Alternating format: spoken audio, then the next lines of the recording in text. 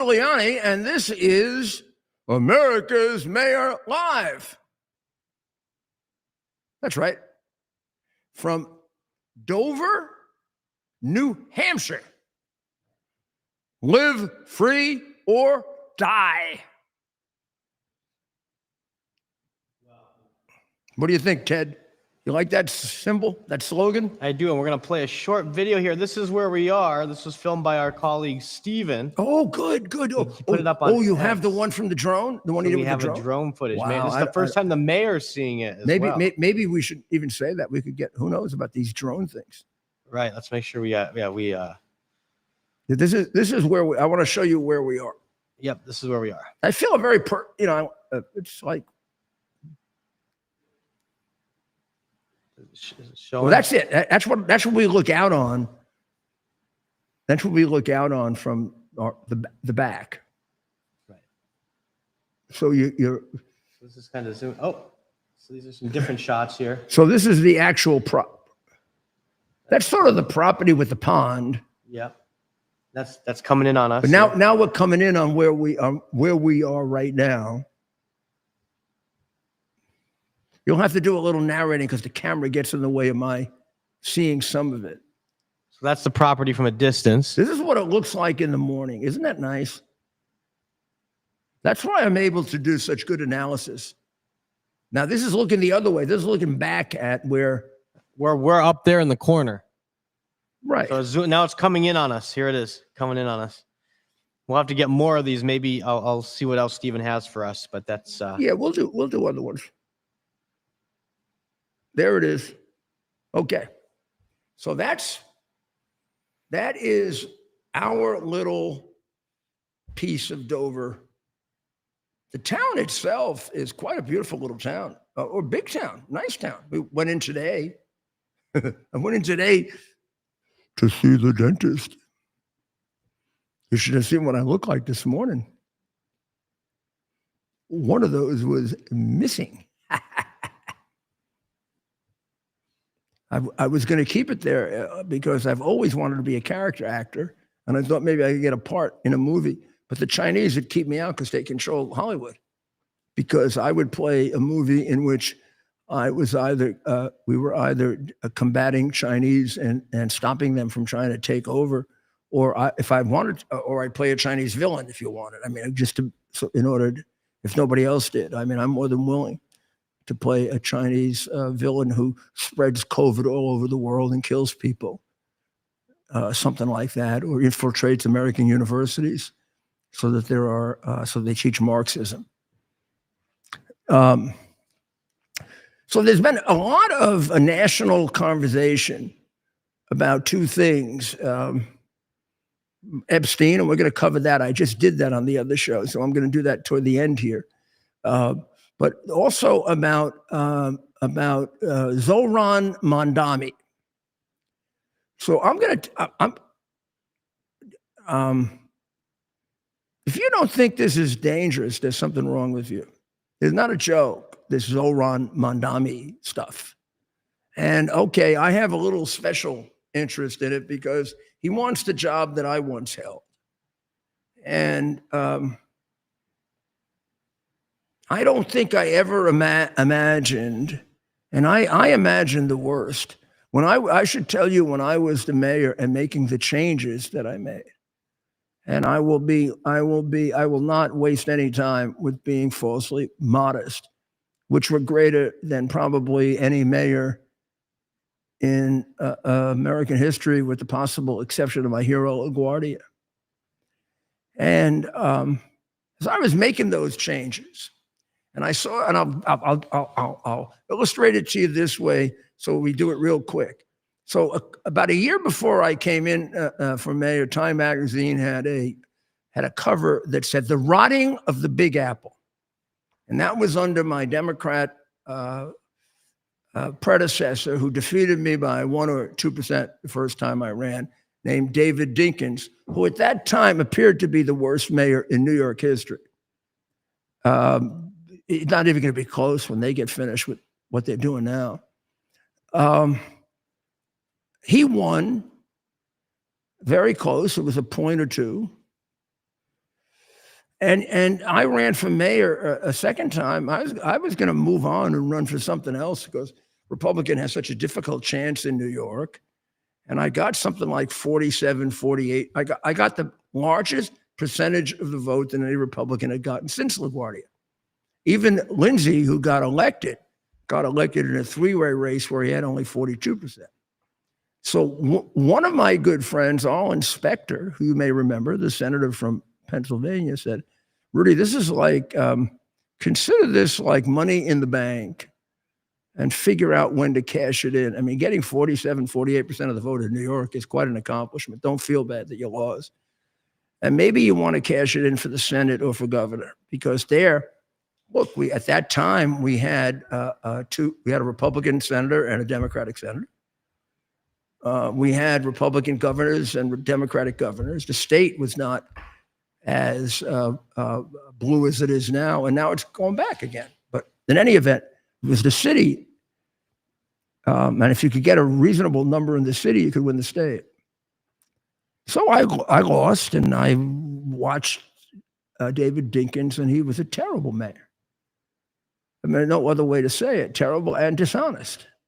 The dishonest part, the press will always protect him because he was the first Black mayor, but he did a pretty damn good job of selling his community out, never doing a damn thing for them. He's one of the reasons why the Harlem never went anywhere until I helped to change it and bring in businesses and get rid of the people who were committing enormous numbers of crimes and get rid of the people who were doing illegal selling so that no legitimate business would be there, and get rid of the bums that were being put into the hospital system and elsewhere by Charlie Rangel and people like that.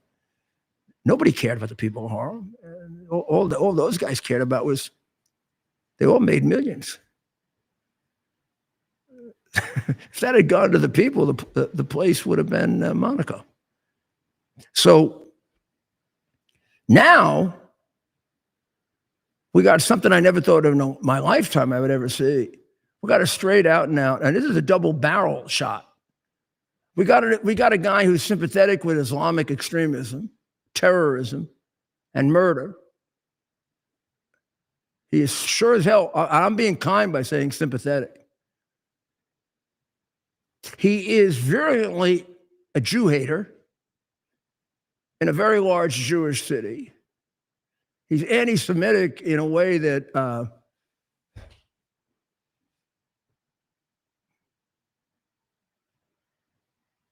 and he's a communist.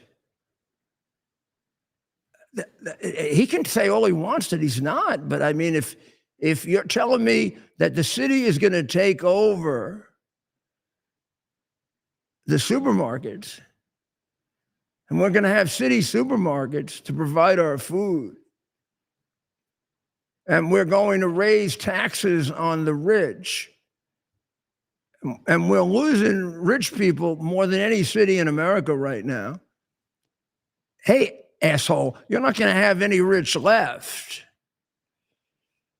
I mean, you're not even like a new communist that uses the switch to racism as the point of antagonism or colonialism and oppression. You're an old-fashioned economic communist. Plus that. So, I mean, anybody that wants to say you're not a communist is a fool. Uneducated, uninformed, brainwashed fool.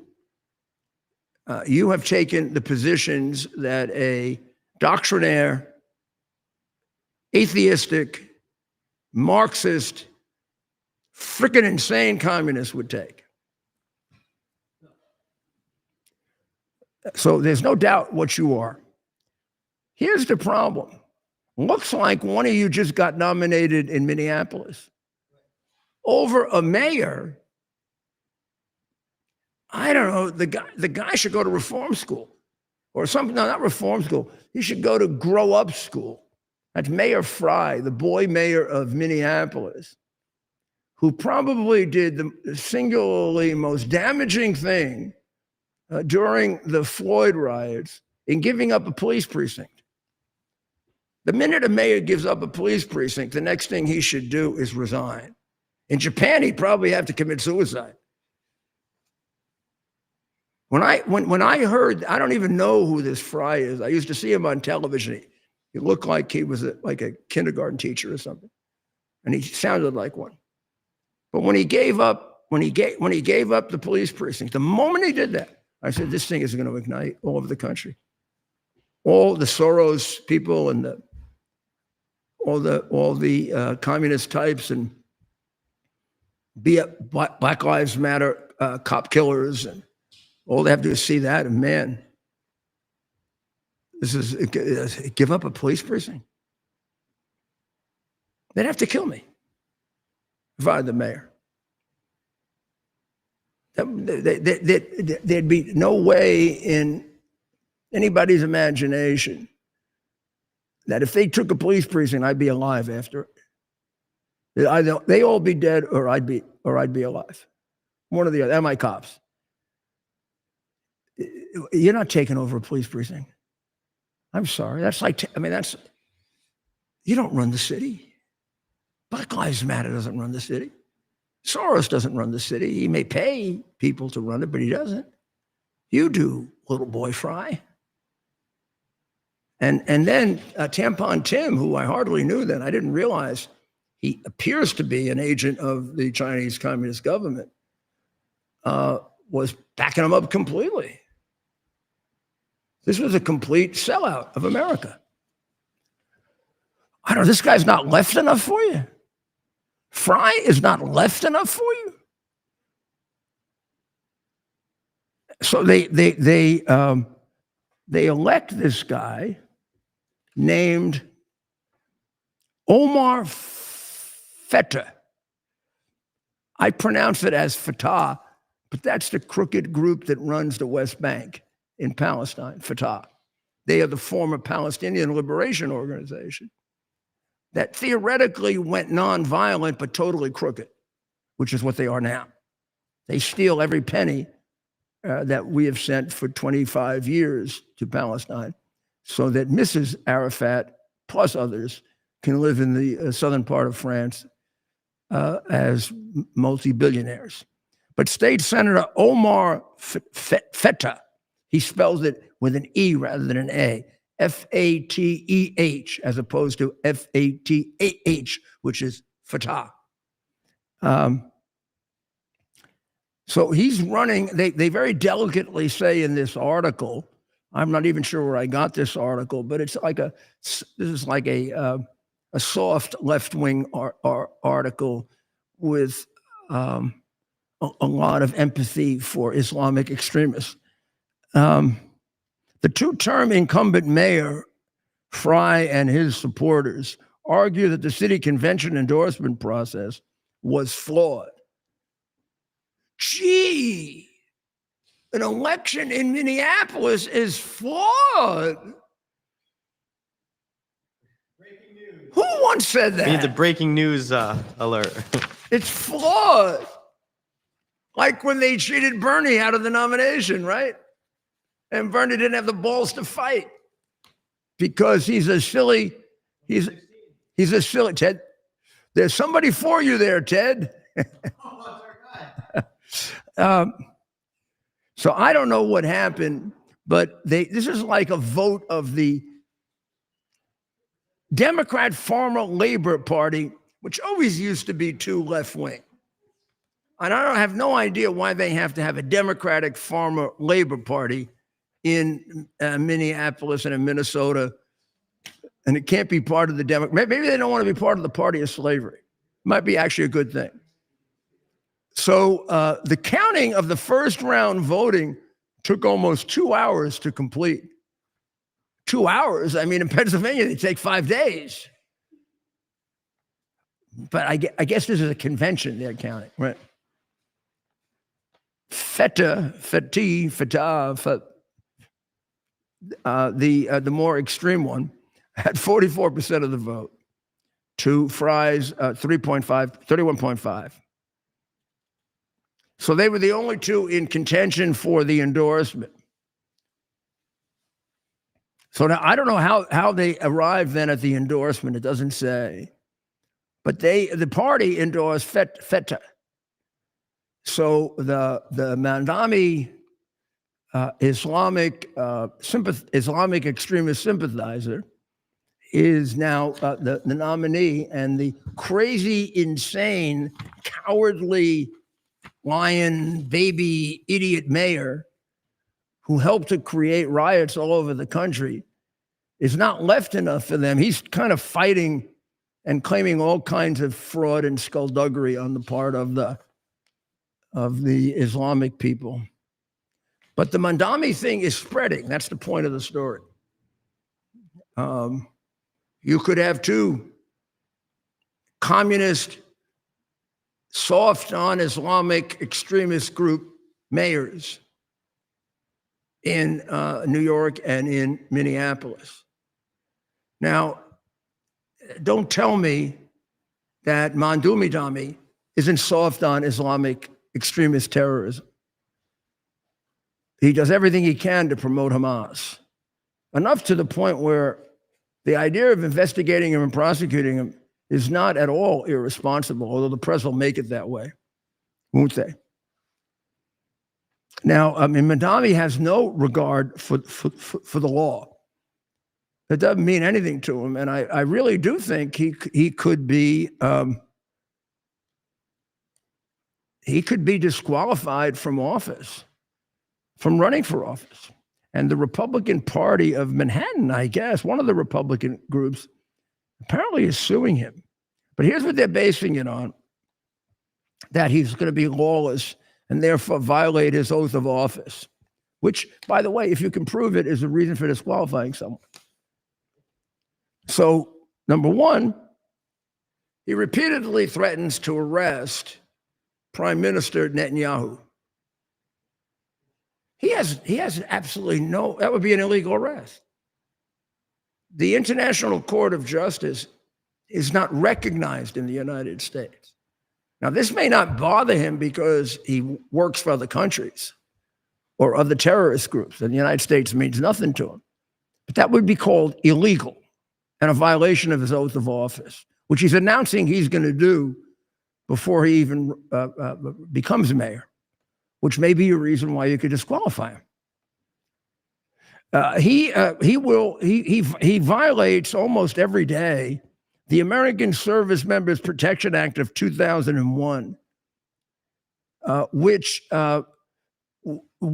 prohibits any local government from cooperating with the ICC, which it appears as if the ICC is International Court of Justice, International Criminal Court, which is what he's doing when he says that he will not allow Netanyahu in the city. Mandami wants to shift the tax burdens, and he said this, into whiter neighborhoods. Did you ever hear discrimination, racism? You can't allocate taxes based on the color of a person's skin. That's illegal, like a violation, again, of your oath of office. He also wants to seize property from wayward landlords, whatever the hell that means, through a public foreclosure process after he doubles and triples code violation fines. Sounds like a violation of taking a property without due process. I mean, I could list 20 violations of federal law that he's announced, and federal constitution, that he is announcing as part of his program, which leads up to the ability to have a court disqualify him from running. And I don't know if a court would or would not. After all, we're talking about the crooked New York court system, which is, he may be a communist, but they're crooked as hell, and they're probably more than willing to make a deal with him.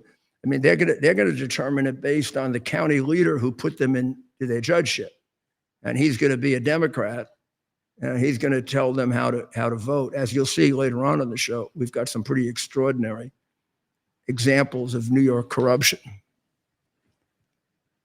So he's being challenged. I don't know if this lawsuit's been filed yet or it's about to be filed, but he's being challenged, and they're going to try to disqualify him from the ballot.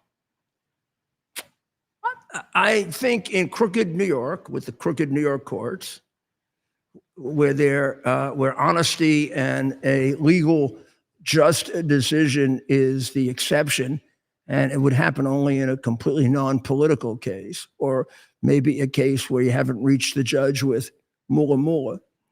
And this would be a political case. I think the chance of getting a straight decision here is about zero. But it isn't a bad way to illustrate these things about this guy.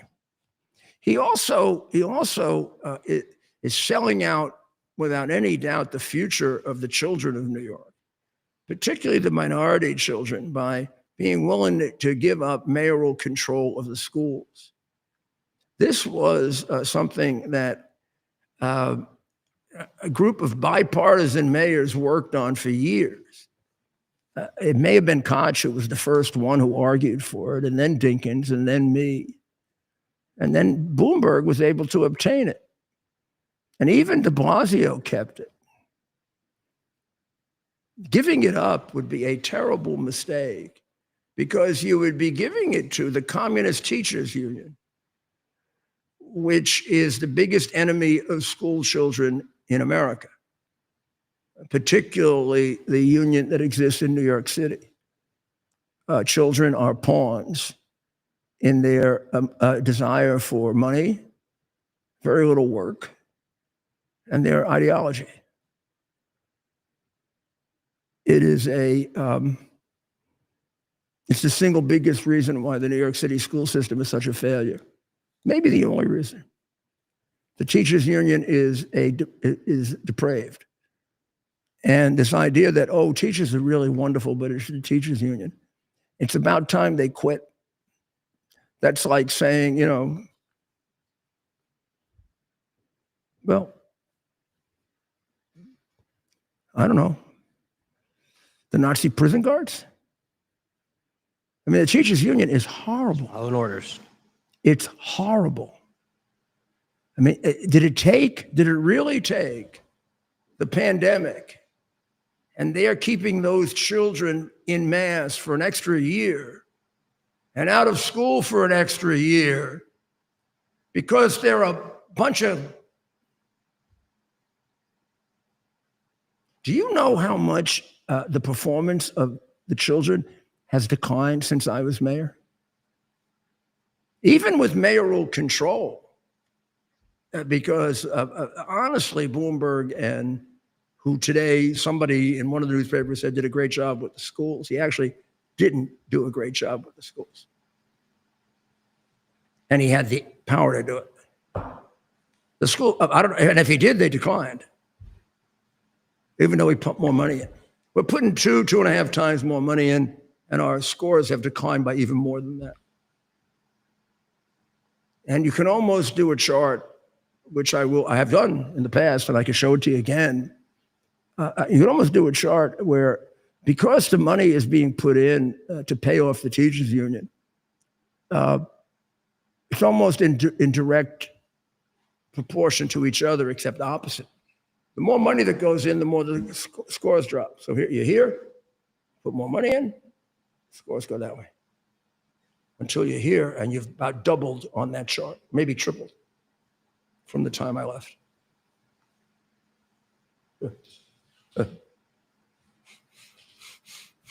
Meaning the kids are going to hell, and the teachers union couldn't give.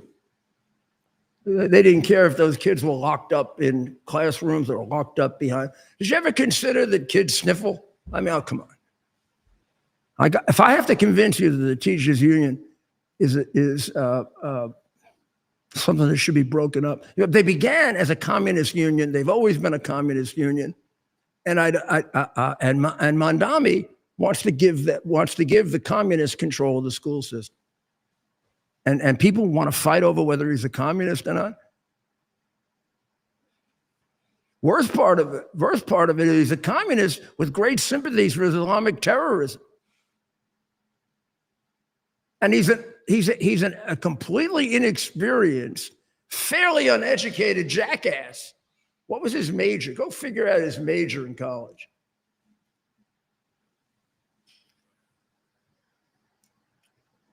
So the 14th Amendment to the Constitution, which was intended to prevent, if they're going to use all this Confederate stuff on birthright citizenship, maybe we can use it for this. The 14th Amendment prevents Confederates from re-entering public office after the Civil War. It allows Congress to remove anyone who engaged in insurrection or rebellion or has given aid and comfort to our enemies. Has Mandami given aid and comfort to Hamas? Sure as hell has. Sure as hell has. They're not going to want to face it, but maybe we should make the issue. He also is in favor of a minimum wage that would completely bankrupt New York City. So California, he wants a minimum wage, if I'm correct, of $30. Cuomo wants a minimum wage of $20 because Cuomo is ass-licking and trying to act like he's like the responsible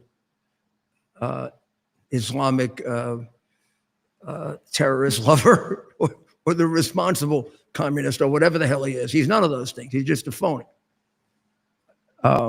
And already most of the old people have left New York just on the idea that he may become a mayor. They want to go to some place where they have a decent chance of living a few extra years. So here's an example that I guess it was the Wall Street Journal pointed out today. So California moved its minimum wage up to $20 an hour, which is the one Cuomo wants, not the $30 that the communist Mandami wants. Now, should anybody be bothered to look at facts or examples, which I would do constantly when I tried to figure out what was right to do for the city? How about we look at what California did? Since they've put in their $20 an hour minimum wage, there are 18,000 fewer fast food jobs. 18,000. They moved it from 16 to 20 in April of 2024. And they have lost 18,000 jobs. And basically, the range in different parts of California in the drop in employment in the fast food industry is 2.3 to 3.9%. Even as employment in other sectors of the California economy track national standards. And there have been more losses since, which they're going to report to us shortly. And they believe that this is understated. The idea that minimum wages decrease employment is far from new, and perhaps to some readers this study sounds like a mundane dog bites man story. Yet today's political debate is full of magical thinking. The Democratic Party socialist nominee for New York Mayor, Zoran Mandami, has called for increasing the city's minimum wage to $30. So we should lose even more jobs. Andrew Cuomo, his supposedly more moderate competitor, wants a $20 minimum. These guys will never learn because they don't want to see the world as it really is. No, they really will say anything to get votes because they are political prostitutes. So, shall we take a break? And we'll be right back. U.S. Army Major Scott Smiley paid a high price serving our nation. Scott was leading his platoon in Iraq when a blast sent shrapnel through his eyes, leaving him blind and temporarily paralyzed. Scott would become the first blind active duty military officer before medically retiring years later. Thanks to friends like you, the Tunnel to Towers Foundation gave Scott and his family a mortgage-free, specially adapted smart home. Show your support for America's heroes now. Donate $11 a month to Tunnel to Towers at T2T. Are you ready for some action? I'm ready for action. Get the Elite TV plan only through the portal. 218 channels, and it's only $69.95 a month, Wow. including your free portal. That's cheaper than everyone else. Your favorite sports, movies, news, Wow. even daytime dramas. We're talking about ESPN, OAN, Newsmax, Wow. channels you can't get anymore in certain areas. Compared to the competition, this is a way better deal. Endless selection. Not to mention all the free music channels. There's over 700 premium and classic movies all ready to go. Wow. Plus, they got catch-up TV that allows you to go back and watch what you've missed or want to watch again. Cut your cable in half and get twice as much for free. Way more channels for half the cost. After the first year, the subscription then drops to $57.95 monthly, Wow. where you change or upgrade anytime. Go to QUXNow.com and get yours today. Use promo code RUDY. Act fast. These deals are selling out. Here we are, pretty much at the beginning of the process here at this pristine, I call it a laboratory. It's not like a factory, it's like a hospital. This is the beginning of the process for roasting. Deep grain, very good quality. Most people don't use this quality. We deal with small farmers because they like to know who we're dealing with. They give us the highest quality, all organic, non-GMO. You should know all Arabica beans. No Robusto, all Arabica. They're gonna go into the roaster and it'll get roasted for about 20 minutes or so.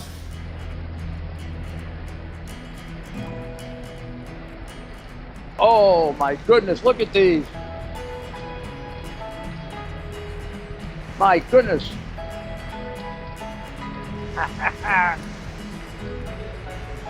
You're going to want to specially order these.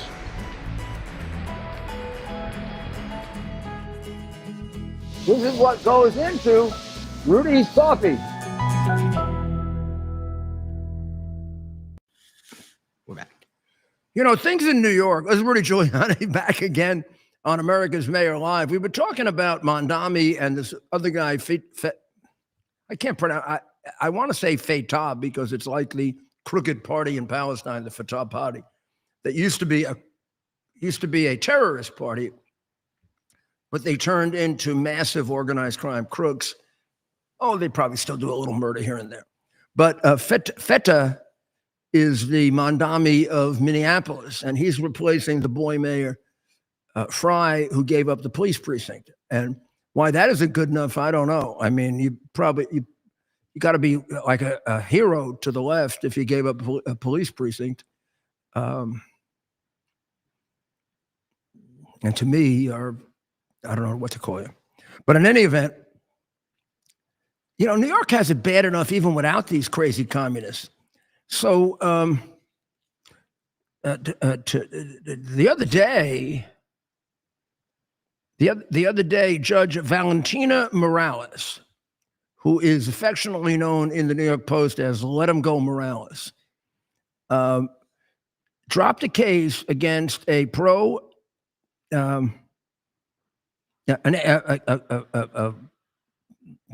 demonstrator, pro-Hamas demonstrator, who threw a rock at an pro-Israeli demonstrator. So you'd agree that, you know, First Amendment allows you to protest, but it says nothing about trying to kill somebody by throwing a rock at their skull, right? Like it doesn't matter if you're protesting or you're not. If you throw a rock at somebody with the intent to harm them, that's a serious crime, right? Okay. So the way this bum, Zudi Ahmed, was caught was facial recognition. They had some kind of a shot of him, And then they had publicly sourced photos of him at the high school. They compared the two, they found him, and they got him. And he's the guy who did it. And the tip was provided by an FDNY fire marshal. The judge dismissed the case and let him go home to practice, I guess, his throwing so he can next time maybe kill somebody. That's Valentina, let him go, Morales, let him go. Because she says that this was, I don't know, she made it up, unconstitutional. Nothing unconstitutional at all about a public photograph. The minute you're out in public, you've given up the expectation of privacy. If she ever read a Supreme Court decision, which I doubt, she'd understand the whole concept of expectation of privacy and what that means. Because we really don't have a right to privacy. It's sort of created out of the penumbras of the Constitution, which gets you back to Justice Douglas and Griswold against Connecticut, and eventually the Roe against Wade decision. But in any event, it has been clear under American and English law forever and ever that what happens in public, you don't have any expectation of privacy, like that couple that got caught, you know, they're in public. I mean, this is going out of your way to let a possible murderer go free. Now, why do I say possible murderer? The minute you throw a rock, you don't know what's going to happen with that rock. Hit somebody's brain in the wrong way, and you got a murder on your hands. So maybe it would have been a good idea if Zudi Ahmed spent a little time in jail, so we'd reflect on the fact that, it's baseballs we throw to catchers and basketballs we try to put in nets, not rocks that we throw at Jewish people. And maybe somebody should remove Valentina and let him go Morales. Who the hell appointed her in the first place? Thank God it wasn't me. How about this?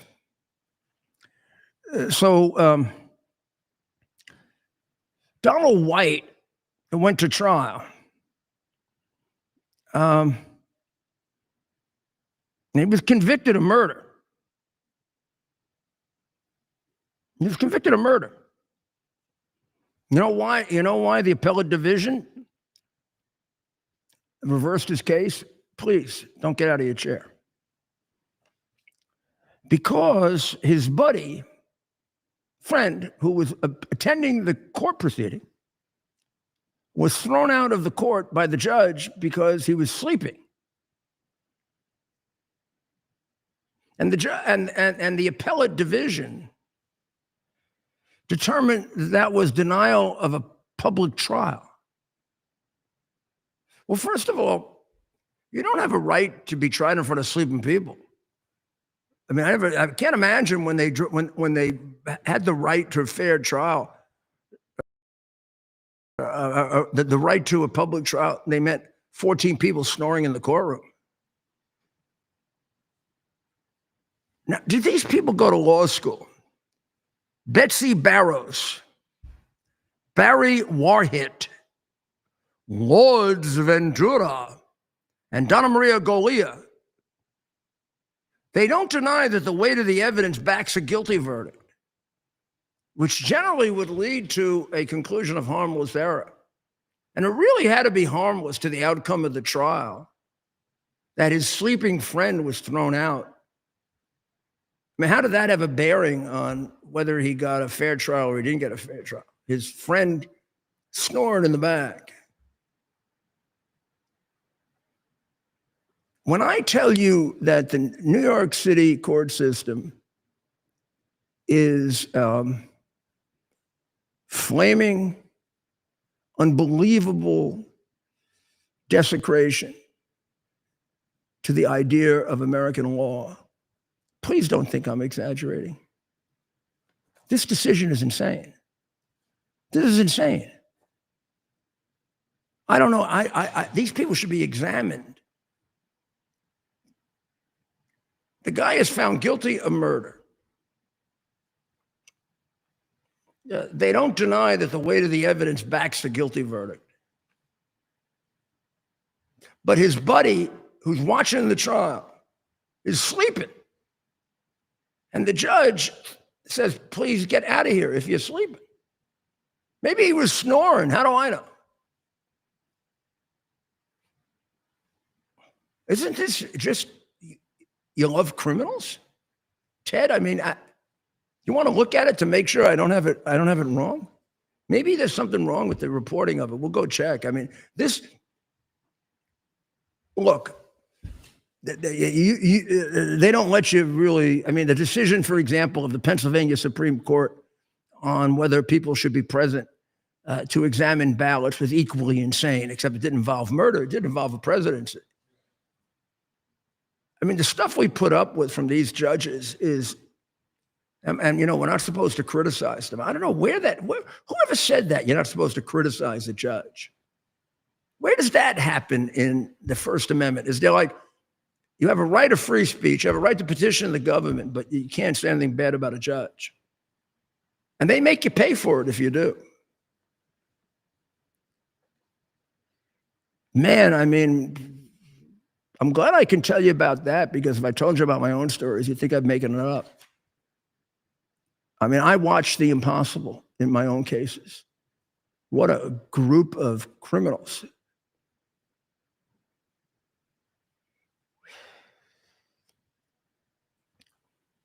I mean, you get that? Maybe there's something wrong. I'm going to go back and read. I'm going to go back and read the case, okay? And if it's any difference, if there's any explanation for that, I'll give it to you tomorrow. But I really doubt it, because I shouldn't act like that's unusual. This is what passes for justice in New York for the last 150 years. And you should know that this is all supported by all the fancy New York lawyers, the Bar Association. They just let it go on. So the judge in the Harvard case, where Harvard is trying to get out of the sanctions that the Trump administration is placing on them for hating Jews and treating Jews horribly, she looks like she's siding with the people who appointed her. You surprised? She's a Democrat. So she doesn't know how the government can equate denying money with demonstrations of anti-Semitism. It's called, you don't want to give money to a school that violates the United States Constitution, jackass judge, crooked judge, Democrat judge, turncoat Jew, it says you're Jewish. You don't give a shit? They got people calling about eliminating the Jewish people. And you're doing this crap in court because you're a Democrat? What the hell's wrong with you?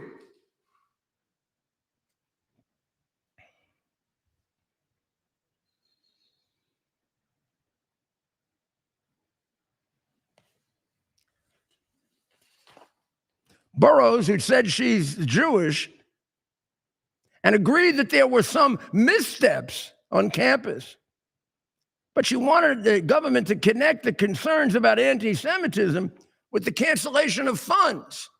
You should not support an anti-Semitic institution, Judge. Taxpayer money should not be given to Jew haters.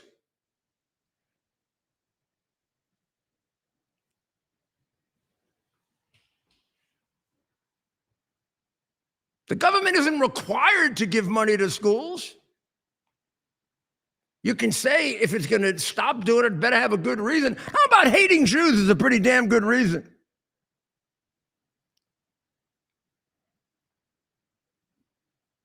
Harvard won't even give the government any information, so it could make you don't need to give them information. You got the damn videos. We were at Harvard. The official policy of Harvard, from everything you can tell, if you're at those demonstrations, they hate the Jewish people. And the Harvard Jews who are demonstrating with them, belong to a group like Schumer, who can't stand up for the Jewish people. I'm sorry, every group has quislings. Not just Jewish people. They had Italians who did that. They had Germans who did that. They have lots of people who do that.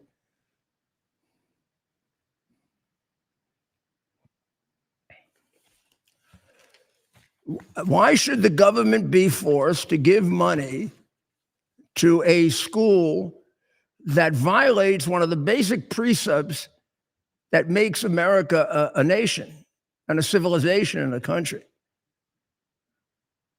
which is no discrimination based on race, religion, ethnic background, where that discrimination turns often into violence?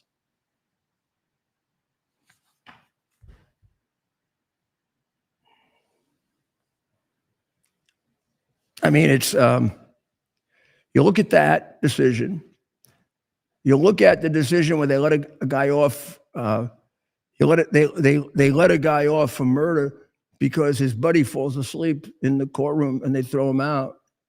What does that have to do with murder? You look at the case they threw out against Zudi Ahmed, who's throwing rocks at people who are Jewish. Because they use facial recognition. They took pictures of them. You're allowed to take pictures of people in public. There's no, once you go, there's a whole group of decisions in the Supreme Court that talk about expectation of privacy. It's a very rational thought if you think about it, right? If you're inside your house, unless you've turned it over to photographers or whatever, it'd be an interesting thing. I'm doing a public thing here, so this would be the wrong example. Although this would be a close one. Suppose Ted is in his apartment, or I'm in my apartment. I'm in my apartment upstairs. Okay, I have an expectation, Ted, in that apartment, that people are not going to come in and take. And if you do, you violate my privacy. The minute I walk on the deck, even though I'm on private property, that expectation of privacy ends because people can take pictures of me. Gets a little closer if I'm still on my property. Now, here's where I have no expectation of privacy. I get off my property, and I'm in the middle of Dover, and I'm walking around. Anybody can take a picture of me, which means anybody can take a facial image of me. And I may not I don't mind pictures being taken, but I get an awful lot of pictures taken of me. And sometimes I get pictures that take me when I'm making a funny face. And I don't like it. There's nothing I can do about it. But I don't get pictures of me taken when I'm throwing rocks to try to kill Jewish people. Right. Where does this son of a bitch get the right to have a right of privacy, so you can't use facial recognition when he's throwing rocks at people's heads? Yeah. Judge Valentina Morales, you stink. That's terrible. Get out. Please. You're a disgrace to American justice. Like the other ridiculous judges who reverse a case because a guy's buddy falls asleep in the courtroom and the judge throws him out. What the hell does that have to do with whether he committed murder or not? Nothing.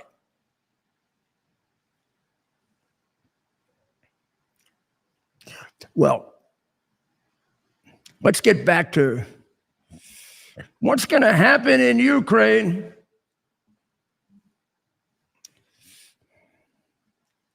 I don't know. So Lindsey Graham used one of his South Carolina expressions. He told, he was on Fox the other day, and he said that Trump is going to put a whooping on Putin. Well, okay, let's do it. yeah. Right. He also apologized for the Israeli attack on the Holy Family Church. But he did it. He said, "I'm incredibly upset by that. I'm an unapologetic supporter of the state of Israel. I want to find out who did it, and I want them to be punished. And if it was settlers from the West Bank, I want them to be punished." Well, I don't know who did it. And I agree with him. If it were done deliberately, they should be punished, whether they're Jewish or they're not Jewish, or they're settlers or they're not. If it is the IDF and it's collateral damage in a war that's enormously complicated, not the first time a church was hit, probably by American troops in Germany. Huh? So let's be careful and let's take a good look at it. And if you want to make that a big issue, I'd like to hear 10 times more about the 1,000 Christians that were killed by the Syrians. With the government that we apparently now are supporting, not seeming to do very much about it. And also allowing the Druze to get slaughtered. So I'm big on protecting Christians because I think nobody pays attention to Christians. And I'd like to get to the bottom of this. But I don't want to get to the bottom of this if it's being used as a way of covering in Syria, where they're getting close maybe to genocide, even according to the bishop there, the Greek Orthodox bishop. So John Bolton, who I guess, John used to be a friend, and then he lied about me, and because he was being sloppy, and because he gets silly. People get to be children. But he he wrote this article about Ukraine. I don't understand it. He says that the president wants out of Ukraine.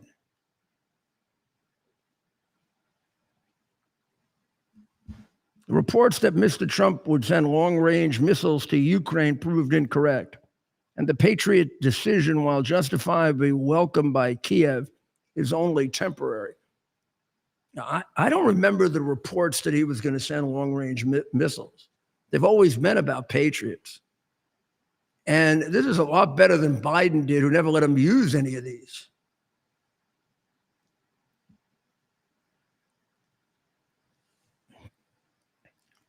He doesn't seem to like the idea that we're getting paid for them by NATO.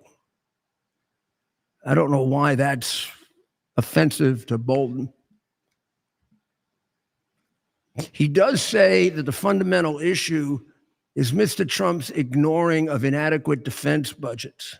Well, he did increase the defense budget. But there's something where I might agree with John somewhat. For me, the defense budget can never be big enough. I mean, if we would take a lot more money out of Medicaid, where you'll see the report that came out the other day where people are collecting 2 times and 3 times. I mean, there's plenty of room to go where you're not going to hurt a single decent person. In fact, you're going to make the program accountable and save it. And that money should be put to defending us so that we have such a strong army that nobody would even think about attacking us. And a president that'll use it. I mean, I don't get this, how you protect America if you're an isolationist. I don't think you should be an interventionist either, but I don't understand how you protect America as an isolationist. We're not going to get involved in anything. We're not going to get involved. Who won't be involved? Well, then they push you all around. I don't get it. I don't understand what this big thing with being an isolationist is. I mean, isolationists would work if we were like an isolated continent. Nobody ever came here, and we never went anywhere. We didn't buy anything from them, and they didn't sell anything to us. And we just, we can be an isolationist from Mars if we want to be. Right? We don't have anything to do with Mars. As far as we know, there are no people there, right? But we don't send products to them. They don't send products back to us. As far as I know, their people don't come here. As far as I know. I mean, some of them could be running for mayor now in places. But how can you be an isolationist with Europe, South America, Africa? Doesn't mean you have to get involved in every one of their wars, or doesn't mean you have to become a crazy interventionist either. Maybe there shouldn't be any such thing as an isolationist or interventionist, because the facts should determine which you are. as opposed to your presumed ingenious political ideology. And then when you make yourself one of those, you interpret the facts all that way. So John is an obsessive interventionist. Trump used to say there isn't a war that he doesn't like. I don't know if that's true. But he does sort of lean over that way. And from what I'm listening to from Tucker and people like that, they can't think their way through being isolationists. And their premise is just as it's just as off kilter as what we accuse the left of. They're living in a fantasy world. So if Mandami is living in a fantasy world with, we can just give people everything they want and the money grows on trees. The isolationists are living in a fantasy world if they think we can just ignore China and ignore Russia and ignore Iran, and they're not going to do damage to us. And we're not going to get our people killed. And we may very well eventually get taken over, because that's what they're trying to do. Just read. So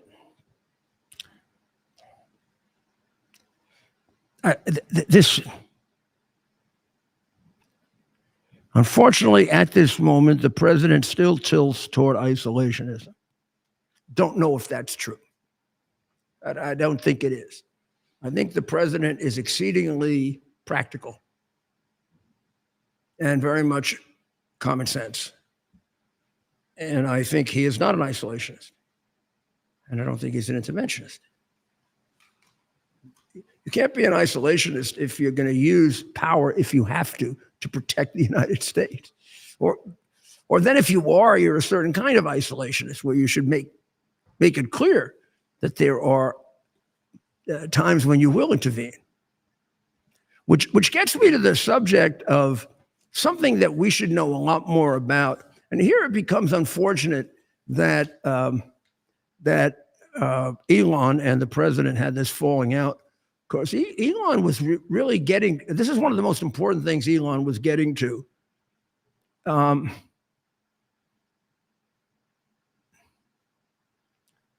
Apparently the government has found, and according to the Wall Street Journal, you won't read it anywhere else. I don't know, maybe you won't hear it anyplace else. You can hear it here. And the government found, now catch this, this is a big number. 2.8 million Americans are enrolled in 2 taxpayer-funded health plans. You're not supposed to be, you're supposed to acknowledge the other one. It's like getting welfare twice. I'm a big expert on that, like 3 times and 4 times too. The Centers for Medicare and Medicaid Services reported late last week that 1.2 million Americans last year enrolled in Medicaid or the Children's Health Insurance Program in 2 or more states. This is what they used to do with welfare in New York when I became mayor. So these are 2 different studies. 1 or 2.8 are in 2 government-funded health plans. Now, we go to Medicaid and Medicare, and 1.2 million are enrolled, that they found, in 2 or more states. So it could be more than 2. You could have 3, 4. That's what we had with welfare. We had people enrolled twice, 3 times, as much as 4 times. They go to different boroughs of the city, or they go to counties outside the city, or they go to New Jersey, and they'd register 4 times. Let's say they live in Brooklyn, they'd register in Brooklyn. Then they'd go to Queens, they register in Queens. Then they take a little ride out to Nassau County and Suffolk County, and now they'd be in 4 places. Or they could be in Bergen County, New Jersey, Westchester County, New York, as much as 4 times. Now, a lot of them were just plain welfare recipients. But how about something like 70 or 80 were working for the New York City Police Department or the Board of Education? The city workers were doing this. They were taking time off and registering as if they weren't working and collecting welfare. Well, they're doing the same thing. And this is this already is a big number, but this is a really big number. And it would be enormously useful if we figured it out, because then we would have enough money to take care of the people who really need it. This thing is going to go broke, or it's going to lose public support, or I don't understand, if you care about people, how you think you're helping them if you let them cheat. All it does is hurt the people that really need it. Maybe you could increase the coverage if you got it down to the people who really needed it. Who knows how much of this is going on? It could be astronomical. I mean, it could be really, really big. And when you put in it also the cheating that's done by the medical professionals in these programs, the tests that aren't necessary because of the pressure that's put on them by the hospitals and the programs. When you cut this by a reasonable amount, you create the discipline to go find that. And you're going to end up saving the program. And so they say that the bill has taken sensible steps to try to discover this. And also pairing Medicaid with work and upward mobility will help. I agree with all that. And that's what we did.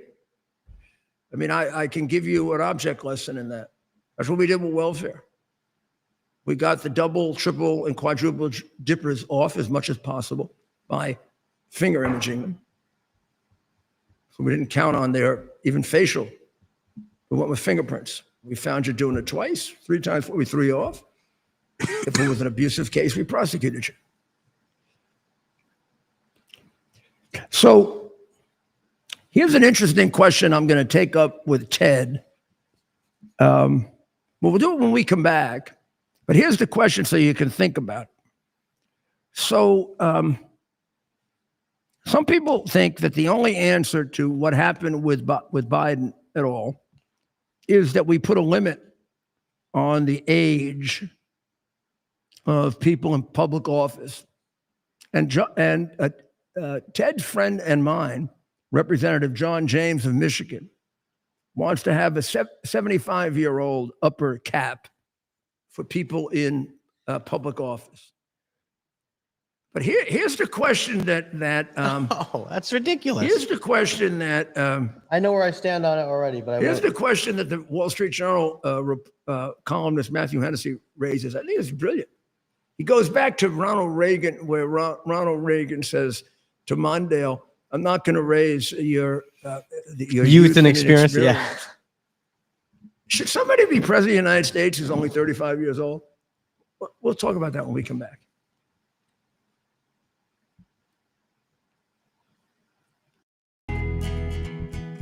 Here we are, pretty much at the beginning of the process here at this pristine, I call it a laboratory. It's not like a factory, it's like a hospital. This is the beginning of the process for roasting. Deep green, very good quality. Most people don't use this quality. We deal with small farmers because we like to know who we're dealing with. They give us the highest quality, all organic, non-GMO. You should know all Arabica beans, no Robusto, all Arabica. They're going to go into the roaster and it'll get roasted for about 20 minutes or so.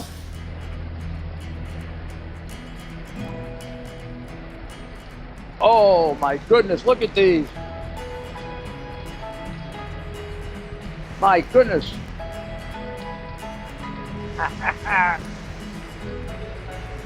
You're going to want to specially order these.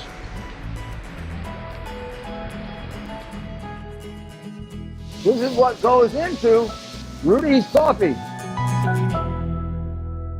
Are you ready for some action? I'm ready for action. Get the Elite TV plan only through the portal. 218 channels, and it's only $69.95 a month, Wow. including your free portal. That's cheaper than everyone else. Your favorite sports, movies, news, Wow. even daytime dramas. We're talking about ESPN, OAN, Newsmax, Wow. channels you can't get anymore in certain areas. Compared to the competition, this is a way better deal. Endless selection. Not to mention all the free music channels. There's over 700 premium and classic movies all ready to go. Wow. Plus, they got catch-up TV that allows you to go back and watch what you've missed or want to watch again. Cut your cable in half and get twice as much for free. Way more channels for half the cost. After the first year, the subscription then drops to $57.95 monthly, Wow. where you change or upgrade anytime. Go to QUXNow.com and get yours today. Use promo code RUDY. Act fast. These deals are selling out. U.S. Army Major Scott Smiley paid a high price serving our nation. Scott was leading his platoon in Iraq when a blast sent shrapnel through his eyes, leaving him blind and temporarily paralyzed. Scott would become the first blind active duty military officer before medically retiring years later. Thanks to friends like you, the Tunnel to Towers Foundation gave Scott and his family a mortgage-free, specially adapted smart home. Show your support for America's heroes now. Donate $11 a month to Tunnel to Towers at T2T.org.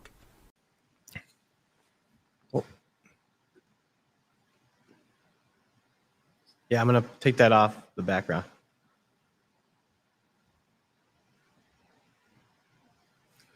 Well, that was quite a headline that you have there, and I think quite legitimate, and it's about time. I mean, from the beginning of the of my discoveries concerning Joe Biden, which go back way before the hard drive, to 2018, but really 2019. It seemed to me this could not have happened without Obama being involved in it. The 2015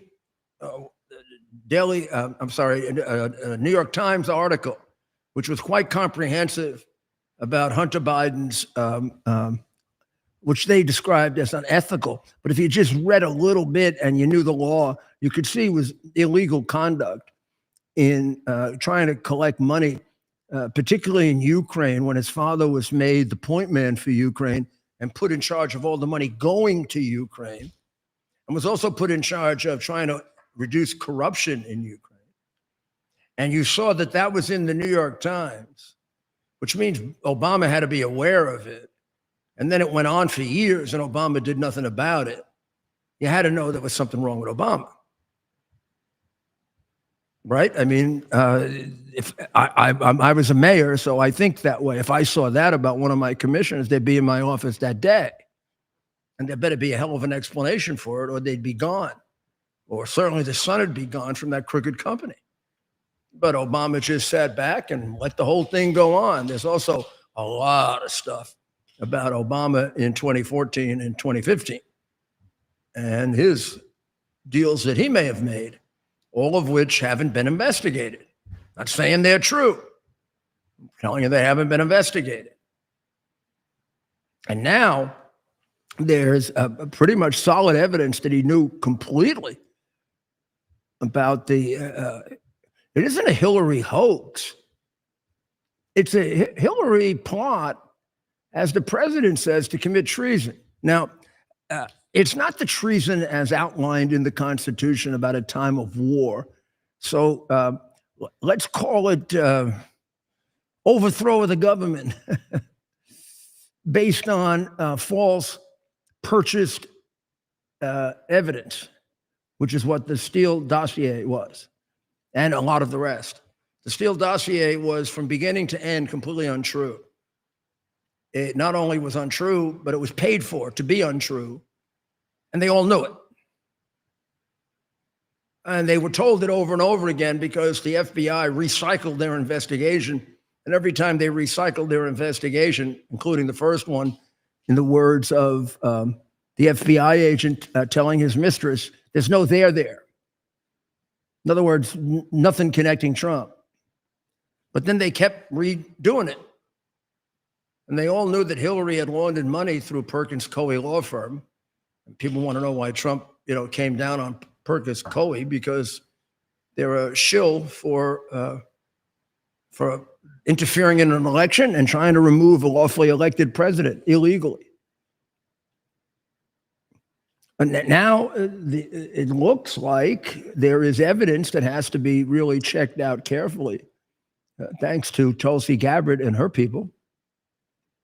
The guy, sitting at the top of this, watching this whole thing going on and having his people direct it, was the prince. The prince who came out of nowhere to be president.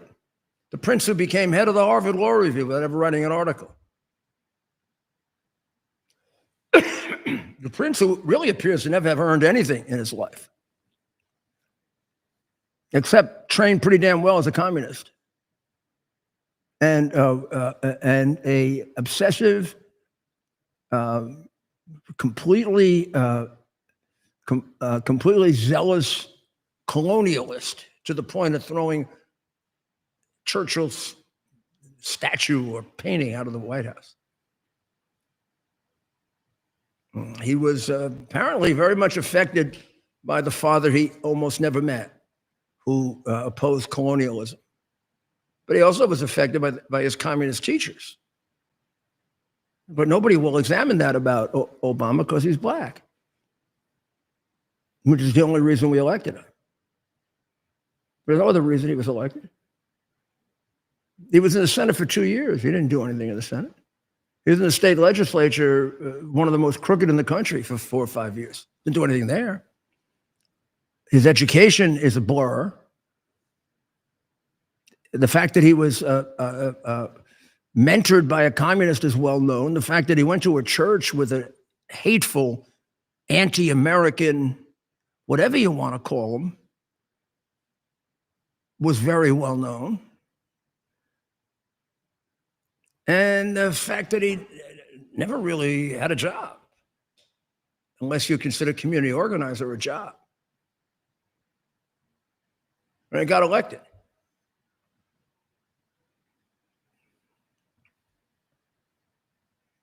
And then he set us on the path to communism. So I think an investigation of just how much involvement he had in this, now that we have a basic predicate that's a heck of a lot stronger than anything they had on Trump. They had nothing on Trump. Not as strong as what they have on Biden, and they really walked out on that one. So, and maybe we got to come up with a couple of Republicans in the Congress that have a pair of clones. They didn't do much of a job in their investigations of Biden when the evidence was presented to them on a silver platter. In fact, if you read their reports, they ignored the most important evidence. Somebody's got to explain that to me someday. It worries the hell out of me about whether all of this is just for show. But let's hope that they take the report from Tulsi Gabbard seriously. The Martin Luther King papers were released, how many thousands of them? How many pages? 230,000 pages. Wow. That's a lot. And I mean, from the point of view of the King family, they believe they believe that James Earl Ray, rather, Lee Harvey Oswald was Kennedy, that James Earl Ray was not the killer.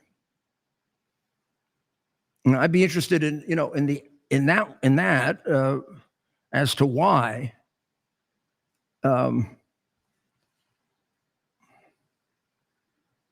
And now the King family is saying that the Epstein files should also be released. Now, I don't know if they're doing that in good faith, or they're doing that to get even, but yeah, the Epstein files should be released, consistent with protecting national security. And here's where it gets a little tricky in both cases: the reputation of innocent people. So how do you do that? How do you do that if there are things in a report about them that are arguably you could use against them? I don't know. It's really tough. I mean, it is tough with these reports to meet the standards of, somebody should be convicted before you say anything bad about them. Right. So I don't envy the people. And I'm sure even with the 230,000 King pages that were released, and I'd be interested, but I haven't seen them. I bet there are a lot of redactions, Ted. Yeah, but I'd be curious to see. So far, what I've seen and read is that not much has been newly discovered. Yeah, I mean, the Kennedy papers are more redaction than they are facts. Now, James Earl Ray eventually recanted his confession, he died in 1998, so you're not going to get much out of him. The case that you probably don't know real well, but I do because it happened when I was a New Yorker, and it was one of the most famous cases in New York. And then my office, U.S. Attorney's Office, took up an investigation of it because one of my assistants was very, very interested in it. That's the Eton Page case.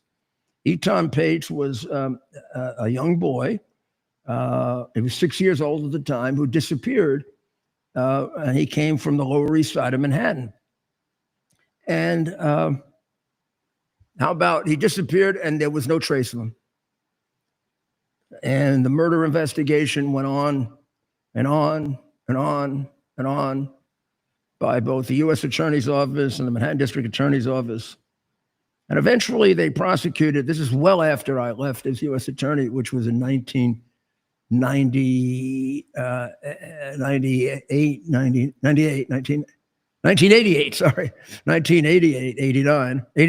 beginning of 1989.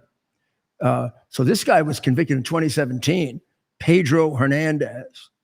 Now, he confessed into luring the 6-year-old boy into the basement of the bodega near his Manhattan school.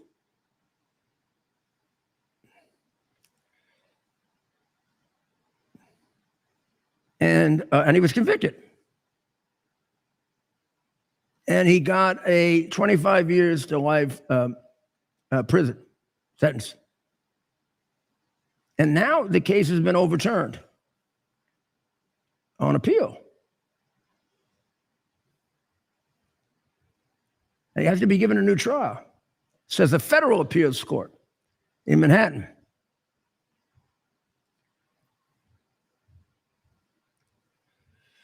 And it's going to be, it's going to be very strange trying a case that's that old.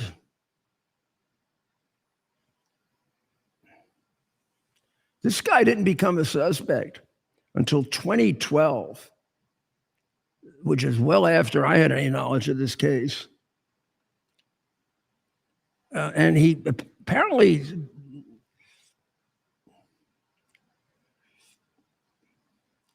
he was turned in by a prayer group.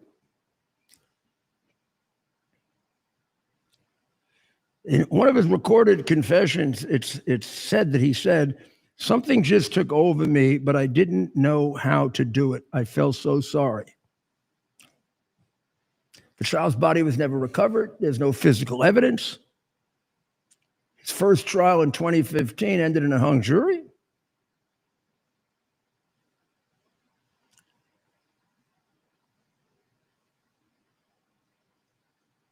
And the jury sent a note to the judge, a second jury. And this is what the reversal is based on.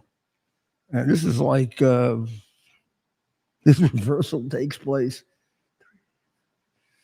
what the heck, 8 years after he was convicted. The jury sent in a note that said, should they disregard all of Hernandez's videotaped confessions if they found that an earlier admission that he made about doing the killing, he had made before he had been read his Miranda rights?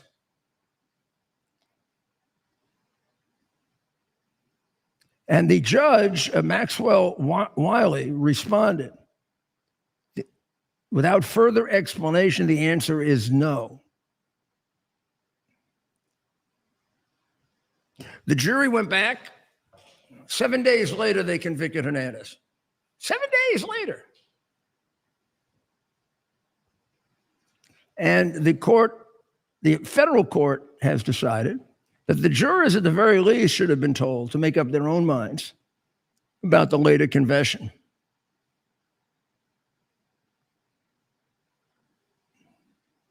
Because the legal team of Hernandez argues that his confessions were delusional.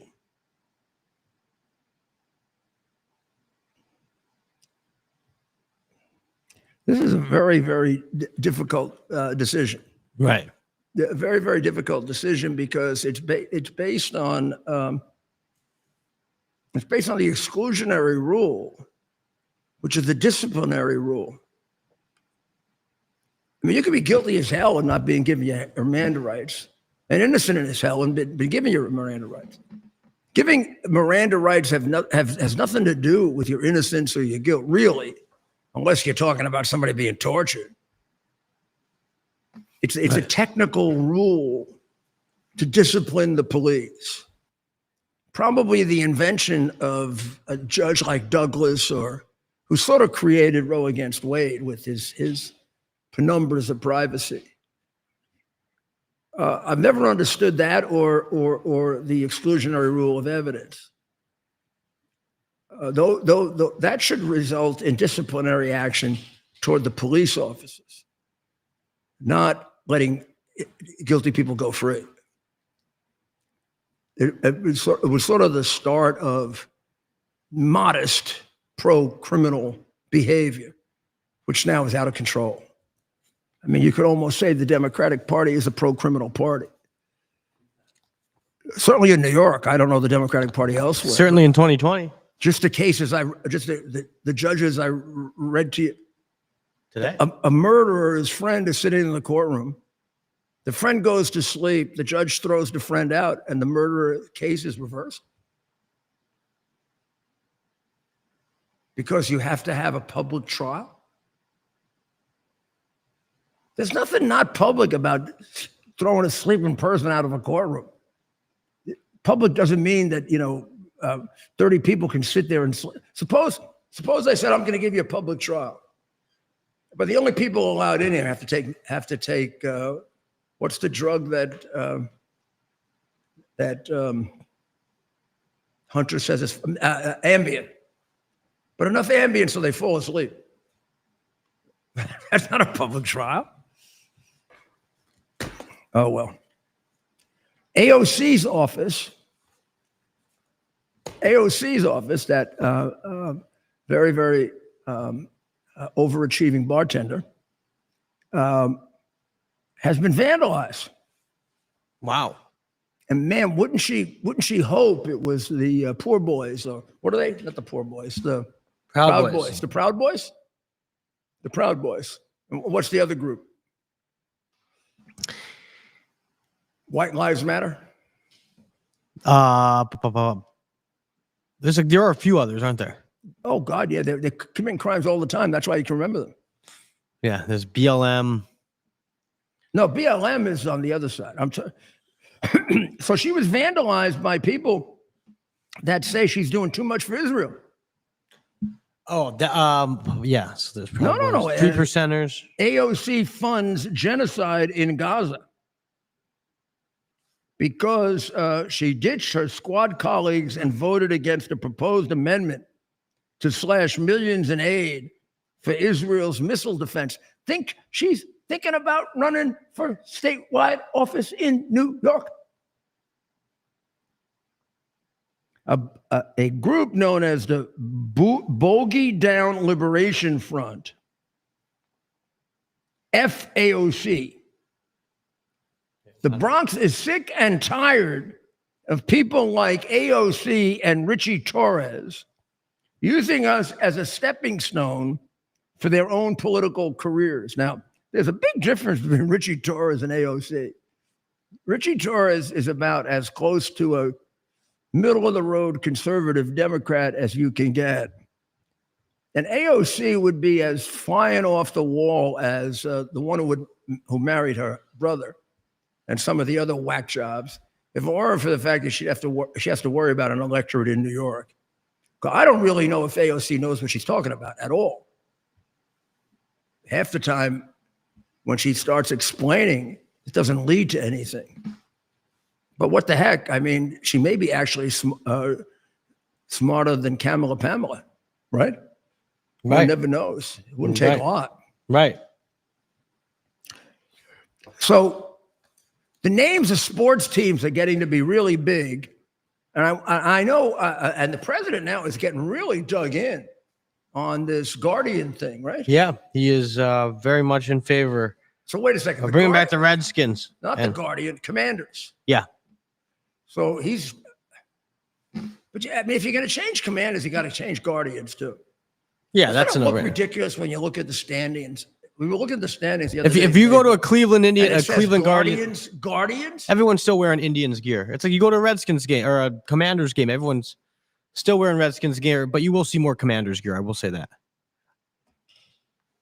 Well, the president says in Cleveland, no one wears Guardians gear. I'll say that. A lot less in Cleveland. In Washington, you get some Commanders gear.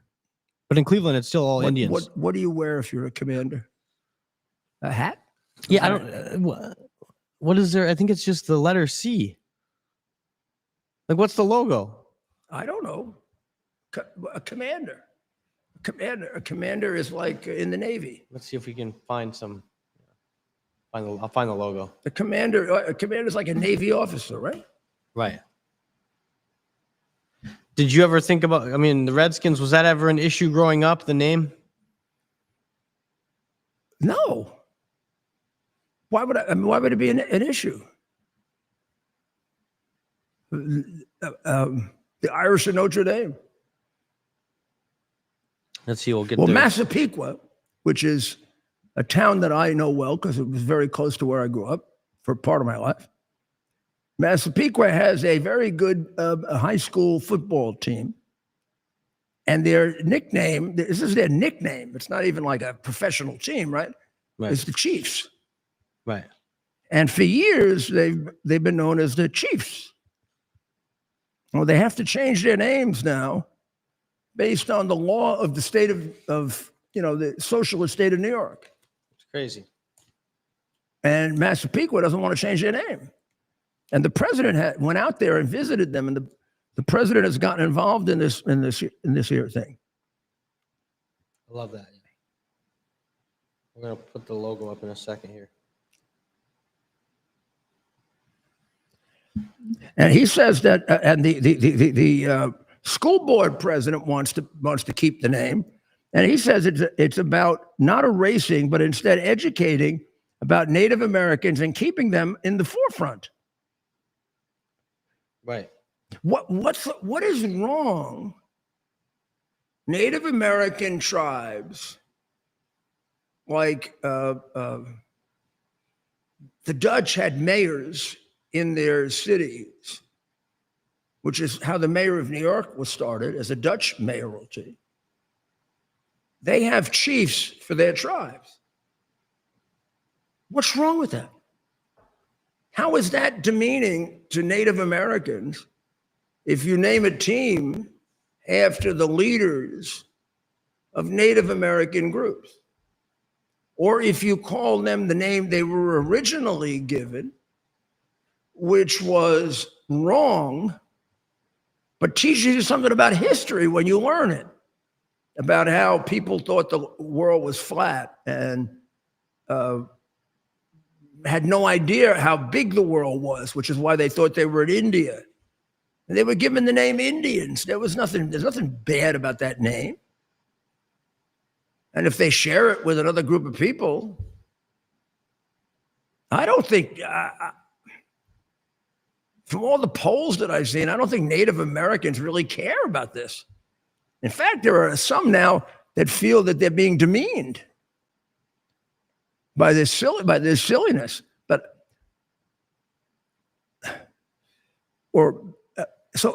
explain to me how. I don't want to cause any more trouble, but what about the Atlanta Braves? What's the difference between Chiefs and Braves? So the Braves were the young. It's the old logo. What's that? That's the old Redskins logo. Okay, so that's a Chief. And now And that's in the new Atlanta, one. you have And the that's the new Braves. one. The Chiefs are the top. The Braves are the young guys. Yeah. Why is Braves okay, but Chiefs bad? So I think Brave Redskins isn't the name of Redskins is a slur. because it says skin. Is that the reason? Red. I think it's something to do with red skin, like red, like So the Indians. I guess so they used to be first called time I red, like heard red black. skin. I guess. Yeah. I would I argue thought it you was. could I thought it was a bad word. Well, you could argue that's just as bad, if not worse, than red skin, right? But no, I thought it was a bad word. I was used to Negro. The Oh, they National did. Association That used to be the name. for the Advancement of the Negro People. Black is my generation. When you were a kid, black wasn't a The word. NAACP uses the word Negro to describe Yeah. the race, which is probably one of its greatest organizations. Yeah. So I never heard. I mean, I don't know when I first heard the expression black, But you're but right, I it was wasn't- taught you never say the N word and you say Negro. And then I heard black, and I thought, oh, what? Oh, Yeah. And what is that a bad word? And then that was the preferred word. well, what is black So if in black Spanish? is okay, why is redskin bad? Well, what is black in Spanish? Negro. No, they usually refer to Spanish as brown, right? As they're brown people and black people. Yeah, but I'm saying the language. The word black in the Spanish language, it's Negro. Yeah. Yeah. And Italian too. Italian is It's okay. the color black. Yeah, the color Negro. black. Yeah. Negro. Yeah. So there's that element as well. Well, I'm not sure Negro is a bad description. I'm not sure. But you're supposed to say black. But Right. isn't that so? That's what Why the- is that? But red. That's what the red that's for what reds the, that's for what the Indians. thought police say. But then But you if you can't say use red for Indian, that you somehow that's bad. wrong. But if you say black white or you for- say white, even though if you say white people for are me, it's okay. In fact, when they ask for race, I put down white. yeah. What am I going to put down?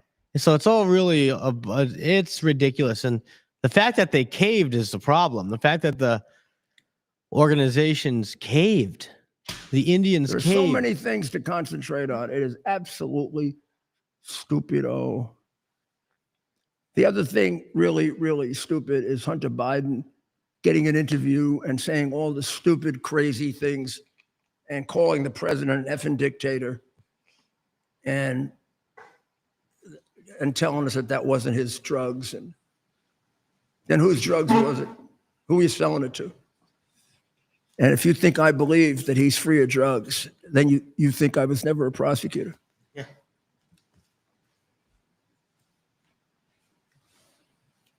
So Joe was on Ambien. That's why he screwed up the debate. Let's see if we can find that clip.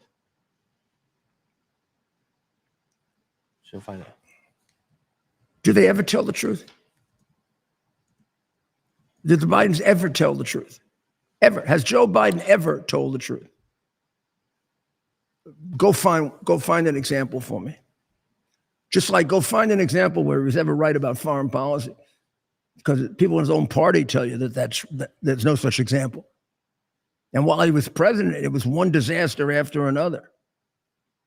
So here was the question I was going to ask you, and we'll conclude with that. Well, I was gonna play. Here's Hunter on his dad. Oh, we're going to watch Hunter? Around the world, basically, and the mileage that he could have flown around the world 3 times.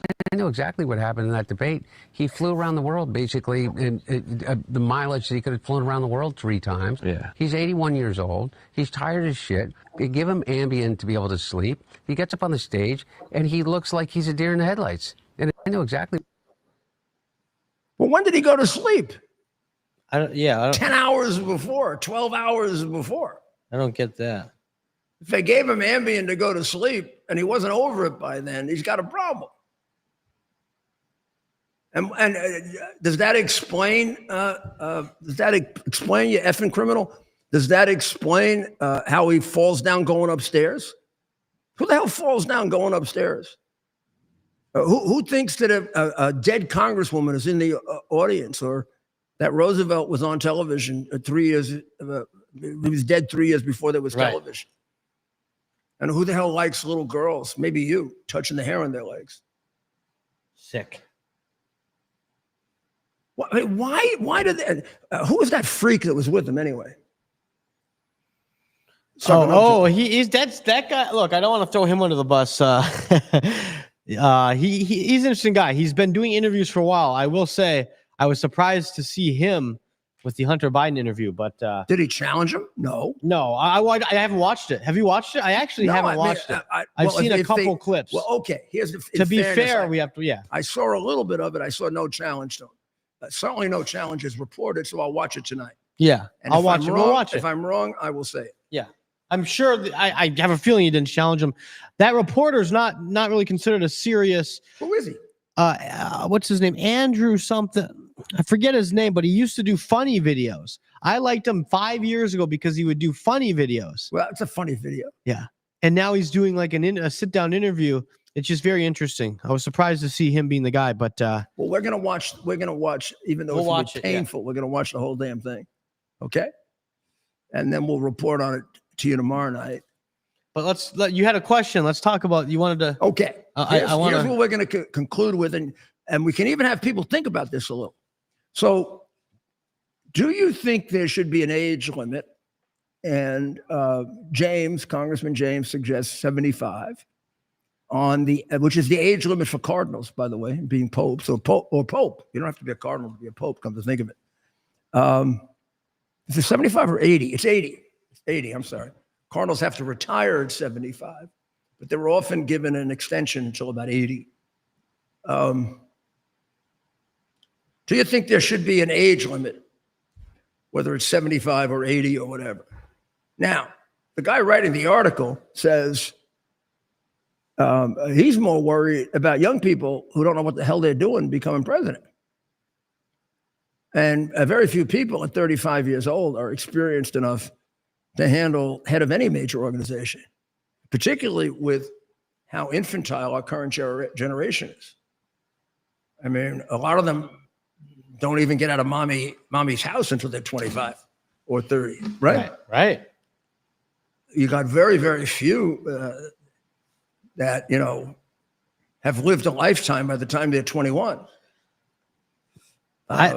So what do you think, Mayor? Well, I like democracy, and I like people being able to choose what they want. Right. And it is true that Thomas Jefferson wrote the Declaration of Independence at 33 years old. But there's been only one Thomas Jefferson. Look what they're doing to him.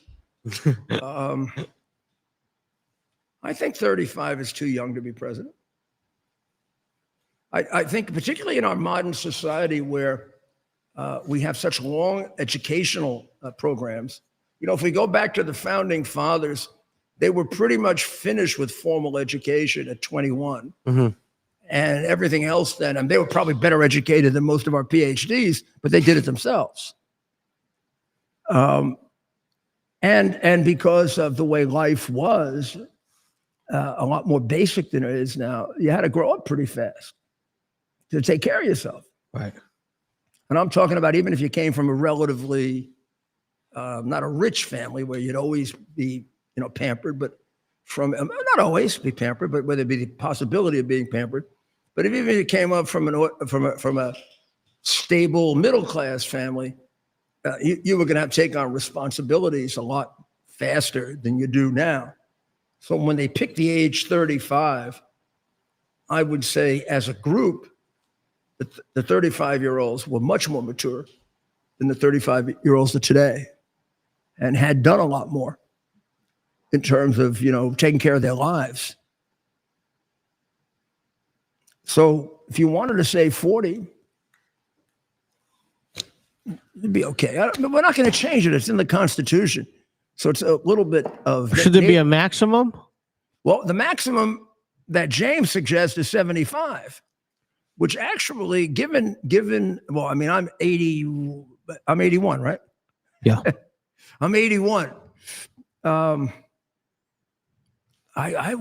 would think it would at least be 80. There's absolutely no reason there should be a cap. We have elections.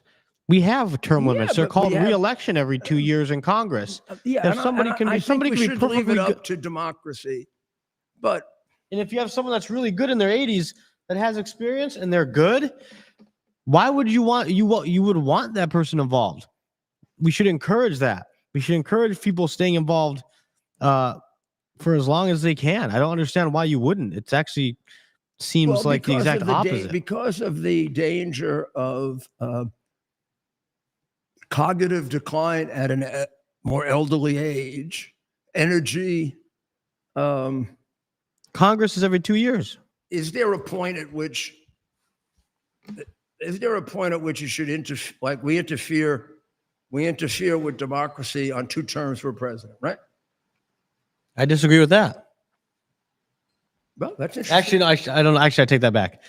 No. I don't know if I disagree with that. Actually, but I'm open to questioning it. Yeah. But you start to wonder, right? If the election systems aren't fair, you get someone in office that can control the elections. You know why? So You know why the 2-term limit could be really damaging. You don't get any consistency. So I mean, one of the criticisms of why our government is so dysfunctional is, there's a permanent bureaucracy, and that gets worse because the upper region is changing all the time. I mean, first of all, we don't always have a 2-term presidency. I mean, we've had a 1-term presidency as often as a 2-term presidency. And a 1-term presidency in many ways is a disaster. I mean, the administration, she's getting started and they get kicked out. Now a new one comes in. Yeah. It's completely the opposite. I mean, we could see it in the switch from Biden. I mean, forget Trump to Biden, but you can see it in the switch. Yeah. And now the turmoil we're going through now to switch back. So the one argument against it is a 12-year term would give you a chance to really get things done.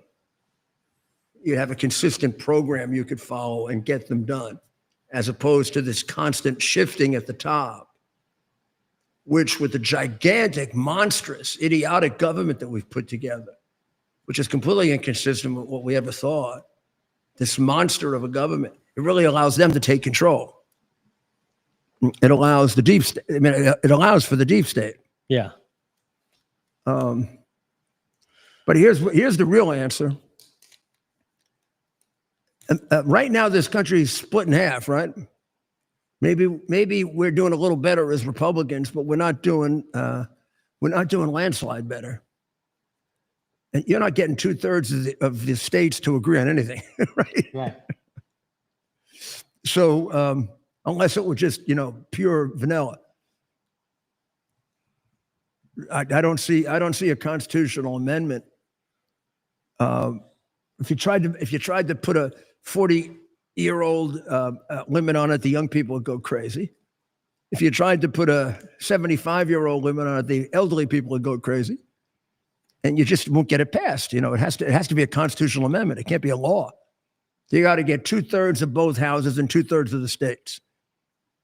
I don't know what you could get 2/3 of Congress to agree on right now, or 2/3 of the states. And these numbers have served us well enough. Why change something if it isn't obvious that it has to be changed? At any time, I mean, a 50-year-old guy could get demented and they could hide it, right? Yeah. Or yeah. a 50-year-old guy could go brain dead, and Something could happen. God, and they could hide it, right? Or they could hide that you're a communist with a young guy like Mandami. Yeah. I would almost think someone in their 80s stupid enough not to listen to the warnings when you get warnings like de Blasio, who went on his honeymoon to Cuba. Like, who the hell goes to the honeymoon in Cuba if not a communist? Or like Or like Obama, who used to sit in a church and listen to a minister say, GD, the United States. Yeah. And people weren't smart enough to say, gee, maybe he shouldn't be president. He's black, so let's make him president, even though he would sit there and listen to the United States be cursed out every Sunday. Someone should go back and 2008 was an interesting. I was in high school, so I'm going to go back and read that. You want to go Read back about and that read it? cycle. I mean, when I heard that, No I way. said, this is no way. What are you, crazy? Don't put somebody there who, I mean, there's enough indications he hates America anyway. Right. And the wife, Oh gosh. the only time I've been proud of my country is when we elected the communist. Her husband. Right. Well, communist trained, whatever the hell he was, is, you say, well, he can't be a communist because he's a billionaire now. Well, so are most of the communists. You don't think Xi Jinping is one of the wealthiest men in China?